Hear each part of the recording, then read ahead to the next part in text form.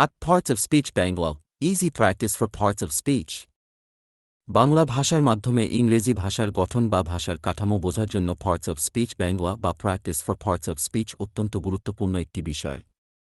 আজ এই আলোচনার মাধ্যমে আমরা জানতে পারব পার্ট অফ স্পিচ কাকে বলে, কত প্রকার ও কি কি, কোনো পার্ট অফ স্পিচের অবস্থান কোথায়, কিভাবে চিনবেন, তাদের ব্যবহারিক উদ্দেশ্য কী, শাব্দিক এবং প্রাযোগিক অর্থ ইত্যাদি বিষয়ে সহজ এবং বিস্তারিত আলোচনার মাধ্যমে। আশা করি সম্মানিত পাঠকগণ মনোযোগ সহকারে এই আলোচনাটি অধ্যয়ন করলে পার্ট অফ স্পিচ সম্পর্কে একটি পূর্ণাঙ্গ ধারণা পাবেন। তাহলে চলুন শুরু করা যাক। Parts of speech Bangla details. Parts of speech Bangla meaning. Table of contents. ইংরেজি বাক্য তৈরি করার জন্য যে সকল শব্দ ব্যবহার করা হয় তাদের প্রত্যেকটিকে বলা হয় এক একটি পার্টস অফ স্পিচ। একটি ইংরেজি বাক্য গঠন করতে যতগুলো শব্দ প্রয়োজন হয় তাদের প্রত্যেকটি এক একটি পার্টস অফ স্পিচ। শাব্দিক অর্থে থার্ড অংশ এবং স্পিচ কথা বা বাক্য। তাহলে বুঝতেই পারছেন পার্ট অফ স্পিচ বলতে কথার অংশ বা বাক্যের প্রতিটি অংশকে বোঝায়। পার্টস অফ স্পিচ কাকে বল তা আমরা জানলাম, এখন একটি উদাহরণের সাহায্যে বিষয়টিকে আলোচনা করা যাক। যদি একটি ইংরেজি বাক্য লিখেন আই অ্যাম আ স্টুডেন্ট, তাহলে খেয়াল করুন এই বাক্যে ব্যবহৃত প্রত্যেকটি ওয়ার্ড স্টুডেন্ট এক একটি পার্ট অফ স্পিচ বা বাক্যের অংশ। আরেকটা উদাহরণ দেওয়া যাক, যেমন আমি একটি বই পড়ছি, বাক্যটির মধ্যে আমি, সর্বনাম, বই, বিশেষ্য এবং পড়ছি, ক্রিয়া শব্দগুলি তিনটি ভিন্ন ভিন্ন ভাষিক অংশ হিসেবে কাজ করছে। এইভাবে প্রতিটি শব্দের ভূমিকা জানলে বাক্য গঠন করা এবং ভাষার ব্যবহার আরও সহজ হয়ে ওঠে। পার্টস অফ স্পিচের গুরুত্বপূর্ণ ভূমিকা। ইংরেজি ভাষায় পার্টস অফ স্পিচ আমাদের বাক্য সঠিকভাবে তৈরি করতে এবং শব্দের সঠিক ব্যবহার বুঝতে সাহায্য করে। এটি বাক্যের গঠন সঠিক রাখে এবং শব্দগুলোর মধ্যে সম্পর্ক স্পষ্ট করে। এছাড়াও ভাষার শুদ্ধতা বজায় রাখতে এবং কথোপকথন বা লেখায় সঠিকতা আনতে এটি সহায়ক ভূমিকা পালন করে। পার্টস অফ স্পিচ কত প্রকার? পার্টস অফ স্পিচ ৮ প্রকার, যথা: নাউন বিশেষ্য, মানুষের নাম, বস্তু, স্থান বা ধারণাকে নির্দেশ করে, যেমন মেয়ে, বই, গাছ। প্রনাউন সর্বনাম বিশেষ্যকে প্রতিস্থাপন করতে ব্যবহৃত হয়, যেমন আমি, তুমি, সে। অ্যাডজেক্টিভ বিশেষণ বিশেষ্য বা সর্বনামকে বর্ণনা বা তার গুণাবলী প্রকাশ করে, যেমন সুন্দর, উঁচু। ভার্ব ক্রিয়া কোনো কাজ বা অবস্থাকে প্রকাশ করে, যেমন খেলতে, পড়া। অ্যাডভার্ব ক্রিয়া বিশেষণ ক্রিয়া বা বিশেষণকে বর্ণনা করে, যেমন দ্রুত, খুব। প্রিপোজিশন পদান্বয়ী অব্যয় শব্দগুলোর মধ্যে সম্পর্ক স্থাপন করে, যেমন উপর, কাছে, পাশে। কনজাংশন সংযোজক অব্যয় দুটি বা একাধিক শব্দ বা বাক্যকে যুক্ত করে, যেমন এবং, কিন্তু।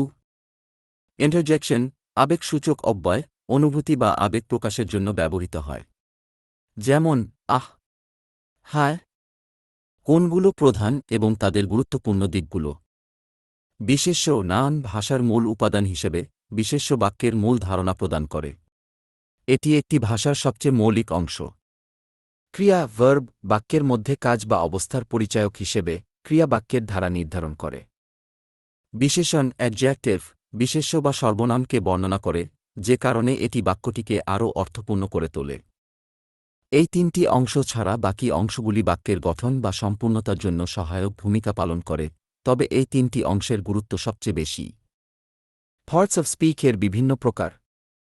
ইংরেজি ভাষায় সঠিকভাবে কথা বলার জন্য পার্টস অফ স্পিচ বা ভাষার বিভিন্ন অংশ বোঝা খুবই প্রয়োজনীয়। প্রতিটি শব্দের একটি নির্দিষ্ট কাজ থাকে এবং এই শ্রেণীভুক্তকরণ পাঠক বা শ্রোতাকে সঠিক অর্থ বোঝাতে সাহায্য করে। এখন আসুন জানি পার্টস অফ স্পিচের বিভিন্ন ধরনের সম্পর্কে। নাউন বিশেষ্য ইংরেজি বাক্যে ব্যবহৃত যে সকল শব্দ দ্বারা যে কোনো কিছুর নামকে নির্দেশ করে তাকে নাউন বলে। একটি বাক্যে এক বা একাধিক নাউনের উপস্থিতি থাকতে পারে, আবার নাউন ছাড়াও ইংরেজি বাক্য গঠন হতে পারে, যেমন এক, I need a car. 2 It is so costly. প্রথম বাক্যে car একটি নাউন হিসেবে ব্যবহার হয়েছে, কিন্তু দ্বিতীয় বাক্যে কোনো নাউন উপস্থিত নেই। তাহলে আমরা কি শিখলাম? নাউন হল এমন একটি শব্দ যা বাক্যে ব্যবহৃত হয় এবং এটি একটি নির্দিষ্ট নাম প্রকাশ করে। পৃথিবীতে যা কিছু আমরা দেখি বা অনুভব করি তার সবকিছুর নামই নাম হিসেবে পরিচিত। উদাহরণস্বরূপ, ধরুন আপনার বন্ধু হাবিব। আমি যদি আপনাকে জিজ্ঞেস করি, হাবিব কেমন ছেলে? আপনি উত্তর দিলেন, হাবিব একজন ভালো ছেলে। এখানে হাবিব শব্দটি একজন ছেলের নাম বোঝাচ্ছে, তাই এটি একটি নাউন। আরও কিছু উদাহরণ দেখা যাক। অওয়ামওয়া ইজ মাই সন আলিমুল্লাহ, আমার ছেলে। এই বাক্যে নাউন হল অওয়ামওয়া, একজন মানুষের নাম। আই হ্যাভ আ বুক কি বাক্যে নাউন হল বুক, যা একটি বস্তু নির্দেশ করে। আই লিভ ইন ফ্যাবনে কি বাক্যে নাউন হল ফ্যাবনে, যা একটি স্থান নির্দেশ করে। Honesty is loved by gentleman কি বাক্যে নাউন হল হনেস্টি, যা গুণের নাম প্রকাশ করে। আরও পড়ুন, নাউন কাকে বলে, কত প্রকার ও কি কি। এভাবে আমরা দেখতে পাই যে ইংরেজি বাক্যে নাউন হল সেই সব শব্দ যা ব্যক্তি, বস্তু, স্থান, প্রাণী বা গুণের নাম প্রকাশ করে। প্রনাউন সর্বনাম। ইংরেজি বাক্যে যে শব্দগুলো একটি নামের পরিবর্তে ব্যবহার করা হয় সেগুলিকে প্রনাউন বলা হয়। যেমন অওয়ামওয়া ইজ আ স্টুডেন্ট বাক্যে অওয়ামওয়া নামটির পরিবর্তে যদি প্রনাউন ব্যবহার করা হয় তাহলে বাক্যটি হবে he is a student. He goes to Madrasa every day. প্রথম বাক্যে অওয়ামওয়া একটি ব্যক্তির নাম, কিন্তু দ্বিতীয় বাক্যে সেই নামের পরিবর্তে হি শব্দটি ব্যবহার করা হয়েছে। অর্থাৎ অওয়ামওয়া এর বদলে হি ব্যবহার করার ফলে হি এখানে একটি প্রনাউন হিসেবে কাজ করছে। নিচে আরও কিছু উদাহরণ দেওয়া হল। He is swimming. এই বাক্যে হি শব্দটি হল প্রনাউন, কারণ হি দ্বারা একজন ব্যক্তিকে বোঝাচ্ছে। নিশ্চয়ই ওই ব্যক্তির একটি নাম রয়েছে, তাই না? এই শব্দটি যদি কোনো নামের, যেমন রহিম, করিম, জব্বার, বরকত ইত্যাদি পরিবর্তে ব্যবহৃত হয় তবে এটি প্রনাউন হিসেবে গণ্য হয়। It is good for your health. এই বাক্যে এট শব্দটি হল প্রনাউন। এখানে এটা শব্দটি কোনো নির্দিষ্ট বস্তুর পরিবর্তে ব্যবহৃত হয়েছে, যেমন শারীরিক ব্যায়াম, সাঁতার কাটা, শারীরিক পরিশ্রম বা নামাজ পড়া। Which book do you want? এই বাক্যে which শব্দটি হল প্রনাউন। which শব্দটি একটি নির্দিষ্ট বইয়ের শিরোনাম বোঝাতে ব্যবহৃত হয়েছে, যেমন বাংলা বই, ইংরেজি বই বা গণিত বই। বইয়ের নামের পরিবর্তে এটি ব্যবহার হওয়ার কারণে which এখানে প্রনাউন। আশা করি বিষয়টি বুঝতে পেরেছেন। আরও পড়ুন, প্রনাউন কাকে বলে, কত প্রকার ও কি কি। প্রনাউনের ব্যবহার। সর্বনাম ব্যবহারের মাধ্যমে বাক্যে বোধগম্যতা এবং সরলতা আনা সম্ভব হয়। যেমন রহিম বই পড়ছে। সে আজ খুব খুশি। এখানে সে শব্দটি রহিম এর জায়গায় এসেছে। অ্যাডজেক্টিভ বিশেষণ। ইংরেজি বাক্যে যেসব শব্দ নাউন বা প্রনাউন এর বৈশিষ্ট্য, সংখ্যা, অবস্থা,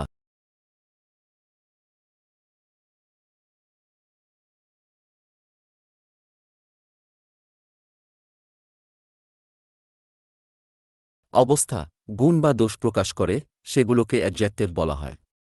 এটি একটি গুরুত্বপূর্ণ বিষয়, কারণ পার্ট অফ স্পিচের ৮ ধরনের মধ্যে শুধুমাত্র অ্যাডজেক্টিভ শব্দগুলি নাউন বা প্রনাউন সম্পর্কিত এই বিষয়গুলি প্রকাশ করে।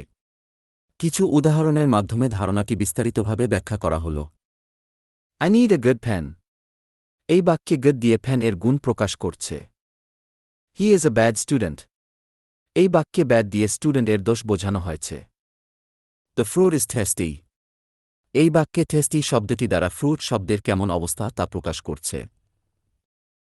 তাহলে আমরা লক্ষ্য করলাম যে কোনো শব্দ যদি শুধুমাত্র নাউন বা প্রনাউনকে পরিবর্তন বা মডিফাই করে তবে তাকে অ্যাডজেক্টিভ বলা হয়। বিশেষণের রূপ। প্রাকৃতিক বিশেষণ, যা প্রাকৃতিক গুণাবলী বা অবস্থাকে প্রকাশ করে, যেমন সুন্দর, তীক্ষ্ণ উ। পদার্থগত বিশেষণ, যা বস্তু বা উপাদানের গুণাবলী প্রকাশ করে, যেমন লোহা, কাঁচা ঘি। ভার্ব ক্রিয়া। ইংরেজি বাক্যে যে সকল শব্দ দ্বারা কোনো কাজ হওয়া বা করাকে বোঝায় তাদেরকে ভার্ব বলে। এখানে যদি একটি বাক্য বলি, আমি ভাত খাই, আই এট রাইস, এই বাক্যে মোট ৩টি শব্দ ব্যবহার করা হয়েছে। সেগুলো হল আই, এট এবং রাইস। এখানে আমি বলতে একজন মানুষকে নির্দেশ করছে। রাইস ভাত বলতে একটি বস্তুকে বোঝাচ্ছে, কিন্তু এট খাই দ্বারা একটি কাজকে বোঝাচ্ছে। অর্থাৎ আমি একজন মানুষ এবং ভাত একটি দ্রব্য, এবং এই দুইয়ের মধ্যে সম্পর্ক হল খাওয়া, যা একটি কাজকে নির্দেশ করছে। তাই এর হচ্ছে এখানকার ভার্ব বা ক্রিয়াপদ। উদাহরণের সাহায্যে বিষয়টি আলোচনা করা হল। শি ইজ এ টিচার, সে একজন শিক্ষক। এই বাক্যে ভার্ব হল is. They are my classmates, তারা আমার সহপাঠী। এই বাক্যে ভার্ব হলো আর। We watch movies, আমরা সিনেমা দেখি। এই বাক্যে ভার্ব হলো watch. I eat an apple, আমি একটি আপেল খাই। এই বাক্যে ভার্ব হলো eat। We study science, আমরা বিজ্ঞান পড়ি। এই বাক্যে ভার্ব হলো study। I play a game, আমি একটি খেলা খেলি। এই বাক্যে ভার্ব হলো play। She is an engineer, সে একজন ইঞ্জিনিয়ার। এই বাক্যে ভার্ব হলো is। We run every day, আমরা প্রতিদিন দৌড়াই। এই বাক্যে ভার্ব হলো run। অ্যাডভার্ব ক্রিয়া বিশেষণ।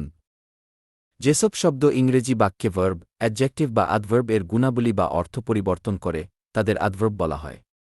কিছু উদাহরণের মাধ্যমে এই ধারণাটি বিস্তারিতভাবে ব্যাখ্যা করা হয়েছে। She writes quickly, সে দ্রুত লেখে। এই বাক্যে quickly শব্দটি দ্বারা writes ভার্ব শব্দটিকে বিশেষায়িত করা হচ্ছে। এই বাক্যে quickly শব্দটি যোগ করে বলা হচ্ছে সে কিভাবে দৌড়ায়, এটি run শব্দকে বিশেষভাবে বর্ণনা করছে। তাই quickly একটি অ্যাডভার্ব যা ভার্বের অর্থকে আরও বিস্তারিত করে। কিছু উদাহরণের মাধ্যমে অ্যাডভার্বের ব্যাখ্যা করা হয়েছে। They are studying quite hard, তারা বেশ কঠোরভাবে পড়াশোনা করছে। এখানে studying ভার্ব শব্দটিকে মডিফাই করছে quite শব্দটি। তাই quite হচ্ছে adverb. The book is really interesting, বইটি সত্যি আকর্ষণীয়। এই বাক্যে ইন্টারেস্টিং অ্যাডজেক্টিভ শব্দটিকে মডিফাই করছে really শব্দটি। তাই really হচ্ছে adverb. She is reading pretty fast, সে বেশ দ্রুত পড়ছে। এখানে রিডিং ভার্ব শব্দটিকে মডিফাই করছে pretty শব্দটি। তাই pretty হচ্ছে adverb. The child is very polite, শিশুটি খুব বিনয়ী। এই বাক্যে polite অ্যাডজেক্টিভ শব্দটিকে মডিফাই করছে very শব্দটি। তাই very হচ্ছে অ্যাডভার্ব। অতএব যখন কোনো শব্দ বাক্যে ভার্ব, অ্যাডজেক্টিভ বা অ্যাডভার্বকে বিশেষায়িত বা বাড়তি অর্থ যোগ করে তখন তাকে অ্যাডভার্ব বলা হয় কি। He is working a bit slowly, সে একটু ধীরে কাজ করছে। এই বাক্যে ওয়ার্কিং ভার্ব শব্দটিকে মডিফাই করছে bit শব্দটি। তাই bit হচ্ছে adverb. The food was very tasty, খাবারটি খুব সুস্বাদু ছিল। এই বাক্যে tasty অ্যাডজেক্টিভ শব্দটিকে মডিফাই করছে very শব্দটি। তাই very হচ্ছে অ্যাডভার্ব। প্রিপোজিশন পদান্বয়ী অব্যয়। ইংরেজি বাক্যে যেসব শব্দ নাউন বা প্রনাউন এর আগে অবস্থান নেয় এবং তাদের সঙ্গে বাক্যের অন্য শব্দগুলোর সম্পর্ক স্পষ্ট করে তাদের প্রিপোজিশন বলা হয়। এর মাধ্যমে আমরা প্রিপোজিশনের দুটি বৈশিষ্ট্য পেতে পারি। প্রিপোজিশন বসবে নাউন অথবা প্রনাউনের সামনে। বাক্যের মধ্যে নাউন অথবা প্রনাউনের সাথে অন্যান্য শব্দের যে সম্পর্ক গড়ে ওঠে তা প্রকাশ করে। আপনি যখন একটা গাছের নিচে দাঁড়িয়ে আছেন এবং দেখতে পাচ্ছেন একটি পিঁপড়ে গাছের ডালে চলাফেরা করছে, আপনি যদি বলেন আমি গাছের ডালে একটি পিঁপড়ে চলতে দেখছি, see an ant walking on a tree branch, তখন ট্রি ব্রাঞ্চ একটি নাউন এবং অন সম্পর্ক তৈরি করছে পিঁপড়ে এবং গাছের ডালের মধ্যে, অর্থাৎ পিঁপড়ে গাছের ডালে চলাফেরা করছে। তাহলে বুঝতেই পারছেন এখানে একটি প্রিপোজিশন। আরও কয়েকটি উদাহরণ দেখানো হল। The phone is on the chair, ফোনটি চেয়ারের উপরে রয়েছে। I am walking into the house, আমি বাড়ির মধ্যে হাঁটছি। আরও কিছু প্রিপোজিশন হল by, at, to, of, on, above, from, over, behind, under, with, below, beside ইত্যাদি। কনজাংশন সংযোজক অব্যয়। কনজাংশন শব্দটির বাংলা প্রতিশব্দ হল সংযোগ বা মিলন। এটি ইংরেজি ভাষায় দুটি বা একাধিক বাক্যকে একত্রিত করতে ব্যবহৃত হয়।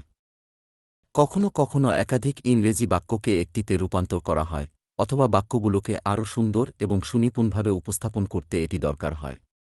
তখন কনজাংশন ব্যবহার করা হয়। ধরি রাজু ও সোহেল দুই বন্ধু এবং তারা একসাথে প্রতিদিন বাজারে যায়।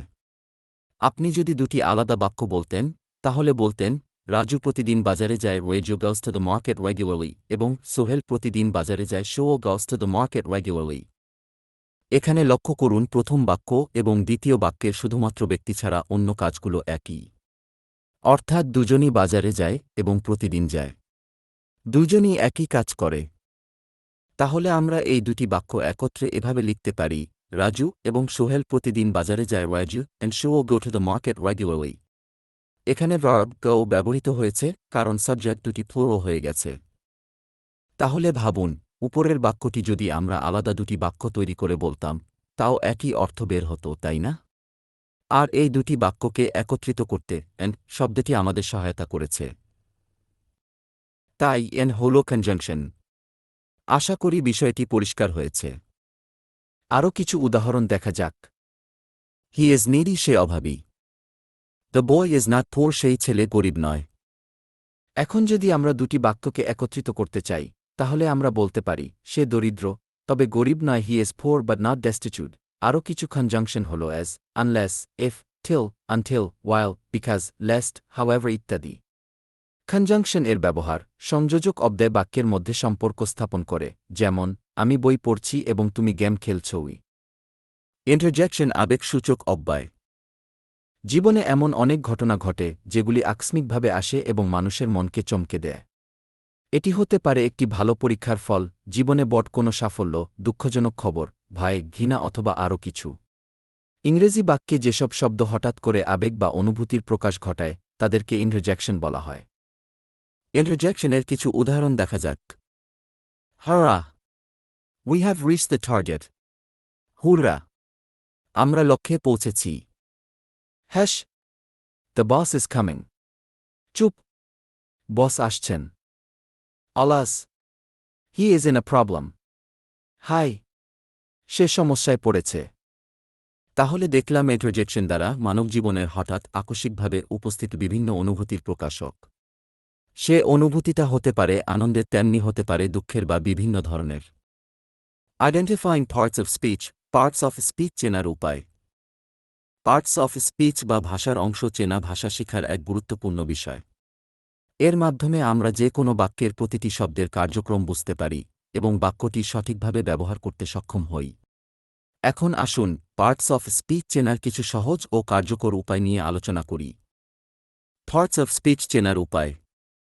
একটি বাক্যে সমস্ত পার্টস অফ স্পিচ শনাক্ত করার সহজ উপায়। একটি বাক্যকে ভালোভাবে বিশ্লেষণ করতে হলে প্রতিটি শব্দের ভূমিকা বুঝতে হবে। এটি সহজভাবে চেনার জন্য আপনার মনে রাখতে হবে যে বিশেষ্য, নাউন সাধারণত বিষয় বা নাম প্রকাশ করে, ক্রিয়া, ভার্ব কাজ বা অবস্থা বোঝায়, বিশেষণ, অ্যাডজেক্টিভ বিশেষ্য বা সর্বনামকে বর্ণনা করে, এবং ক্রিয়া বিশেষণ, অ্যাডভার্ব ক্রিয়া বা বিশেষণকে বর্ণনা করে। বাক্যটি বিশ্লেষণ করে দেখুন আপনি কিভাবে শব্দগুলির কাজ বুঝতে পারছেন। উদাহরণস্বরূপ, রহিম দ্রুত দৌড়াচ্ছে। এখানে রহিম নাউন, দ্রুত অ্যাডভার্ব, দৌড়াচ্ছে ভার্ব।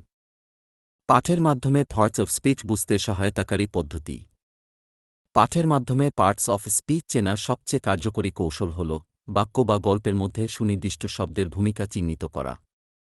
আপনি যদি কোনো পাঠ পড়েন, তখন প্রতিটি বাক্যের শব্দগুলির প্রতি মনোযোগ দিন। একটি শব্দ কখনো বিশেষ্য হবে যখন এটি কোনো ব্যক্তি, স্থান বা বস্তু বোঝাবে, ক্রিয়া হবে যখন এটি কাজ বা অবস্থাকে নির্দেশ করবে, এবং বিশেষণ বা ক্রিয়া বিশেষণ যখন এটি অন্য কোনো শব্দকে বর্ণনা করবে। এছাড়া অনুশীলন গুরুত্বপূর্ণ। বিভিন্ন বাক্য নিয়ে কাজ করলে এবং একাধিক উদাহরণ দেখে আপনি দ্রুত পার্টস অফ স্পিচ চিনতে সক্ষম হবেন। উদাহরণস্বরূপ, বাড়ির সামনে একটি বড় গাছ আছে। বাড়ি, নাউন। সামনে, প্রিপোজিশন। বড়, অ্যাডজেক্টিভ। গাছ, নাউন। আছে, verb. Parts of speech practice. Parts of speech practice. Parts of speech শেখার সবচেয়ে গুরুত্বপূর্ণ অংশ হল নিয়মিত প্র্যাকটিস। আপনাকে যত বেশি অনুশীলন করা হবে, ততই ভাষার বিভিন্ন অংশ চিনতে এবং সঠিকভাবে ব্যবহার করতে পারবেন। এখানে কিছু কার্যকরী প্র্যাকটিসের পদ্ধতি ও উদাহরণ দেওয়া হল যা আপনাকে পার্টস অফ স্পিচ বুঝতে সাহায্য করবে। Parts of speech exercises. প্র্যাকটিসের জন্য কিছু উদাহরণ। পার্টস অফ স্পিচ চেনার জন্য সবচেয়ে ভালো উপায় হল বিভিন্ন বাক্য বিশ্লেষণ করা। এখানে কিছু উদাহরণ দেওয়া হল। মৌমাছি ফুলের থেকে মধু সংগ্রহ করছে। মৌমাছি, নাউন। ফুলের, নাউন। থেকে, প্রিপোজিশন। মধু, নাউন। সংগ্রহ করছে, ভার্ব। সে দ্রুত রান্না করছে। সে, প্রনাউন। দ্রুত, অ্যাডভার্ব। রান্না করছে, ভার্ব। আপনি যখন এগুলো সমাধান করবেন তখন প্রতিটি শব্দের ভূমিকা পরিষ্কারভাবে বুঝতে পারবেন। অনুশীলন করার সহজ উপায়। অনুশীলনের জন্য আপনি কিছু সাধারণ বাক্য তৈরি করতে পারেন এবং সেগুলোতে প্রতিটি শব্দের পার্টস অফ স্পিচ চিহ্নিত করতে পারেন। আরও সহজ উপায় হল গ্রামার বই বা অনলাইন রিসোর্স ব্যবহার করে পার্টস অফ স্পিচ সম্পর্কিত কিছু অনুশীলন করুন। আপনি এমন অনেক ওয়েবসাইটও পাবেন যেখানে এ ধরনের এক্সারসাইজ করা যায়। এছাড়া প্রতিদিন কিছু নতুন বাক্য তৈরি করে সেগুলোর বিশ্লেষণ করতে পারেন। Parts of speech practice for beginners, parts of speech practice for beginners. নতুনদের জন্য সেরা প্র্যাকটিস পদ্ধতি। নতুনদের জন্য পার্টস অফ স্পিচ প্র্যাকটিস করার কিছু সহজ পদ্ধতি। ১. প্রথমে একটি বাক্য নিন এবং প্রত্যেকটি শব্দের ভূমিকা চিহ্নিত করুন। উদাহরণ: ছেলেটি দ্রুত দৌড়াচ্ছে। ছেলেটি নাউন, দ্রুত অ্যাডভার্ব, দৌড়াচ্ছে ভার্ব। ২. যত বেশি সম্ভব উদাহরণ তৈরি করুন। প্রতিদিন একটি নতুন বাক্য তৈরি করে সেটিতে কোনো শব্দ কোনো পার্ট অফ স্পিচে আসে তা বিশ্লেষণ করুন। ৩. ভিডিও বা অডিও প্র্যাকটিস। অনলাইনে অনেক ভিডিও আছে যেখানে পার্টস অফ স্পিচ সম্পর্কে বিভিন্ন এক্সারসাইজ শেখানো হয়। সেগুলি দেখতে পারেন এবং নিজে চেষ্টা করুন। ৪. ফ্ল্যাশ কার্ড ব্যবহার করুন। বিভিন্ন শব্দের মাধ্যমে পার্টস অফ স্পিচ চেনার জন্য ফ্ল্যাশ কার্ড ব্যবহার করুন। এতে দ্রুত অভ্যস্ত হওয়া সহজ হবে। Fact: parts of speech Bengal সম্পর্কিত সাধারণ প্রশ্নোত্তর। ১. পার্টস অফ স্পিচ কি? উত্তর: parts of speech, parts of speech হল ভাষার শব্দগুলোর শ্রেণী যেগুলো বাক্যে তাদের কাজ এবং ব্যবহার অনুযায়ী ভাগ করা হয়। এগুলো ভাষার মৌলিক উপাদান যা বাক্যের অর্থ স্পষ্ট করতে সাহায্য করে এবং ভাষার গঠনকে সহজ করে তোলে। উদাহরণস্বরূপ, আমার বন্ধু স্কুলে যাচ্ছে, এখানে কি বন্ধু কি একটি বিশেষ্য এবং কি যাচ্ছে কি একটি ক্রিয়া। ২. পার্টস অফ স্পিচ কত প্রকার? উত্তর: পার্টস অফ স্পিচ ৮ প্রকার। ১. বিশেষ্য, নাউন, ব্যক্তি, বস্তু, স্থান বা ধারণা নির্দেশ করে। উদাহরণ: বই, ছেলে, শহর। ২. সর্বনাম, প্রনাউন, বিশেষ্য বা বিশেষ্যবাচক শব্দের পরিবর্তে ব্যবহৃত শব্দ। উদাহরণ: সে, তারা, আমি। ৩. বিশেষণ, অ্যাডজেক্টিভ, বিশেষ্য বা সর্বনামকে বর্ণনা করে। উদাহরণ: সুন্দর, ভালো। ৪. ক্রিয়া, ভার্ব, কাজ বা অবস্থা প্রকাশ করে। উদাহরণ: খাওয়া, লেখা। ৫.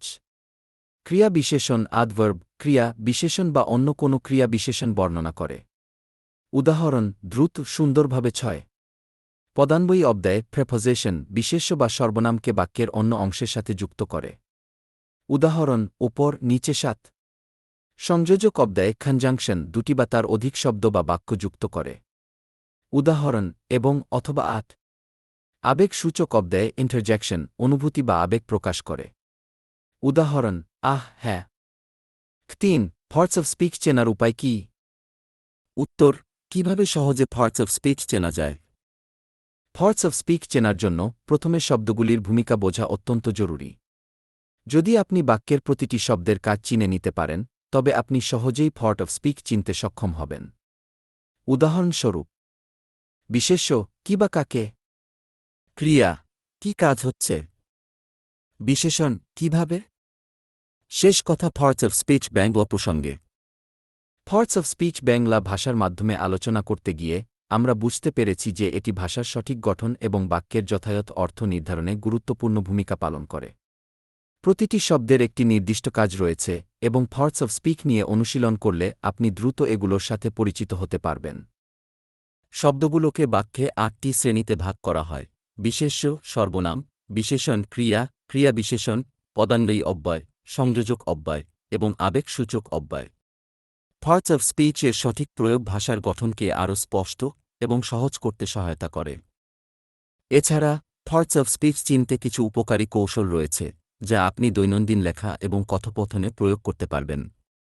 নিয়মিত পার্টস অফ স্পিচের ব্যবহার অনুশীলন করলে আপনার ভাষার দক্ষতা আরও উন্নত হবে।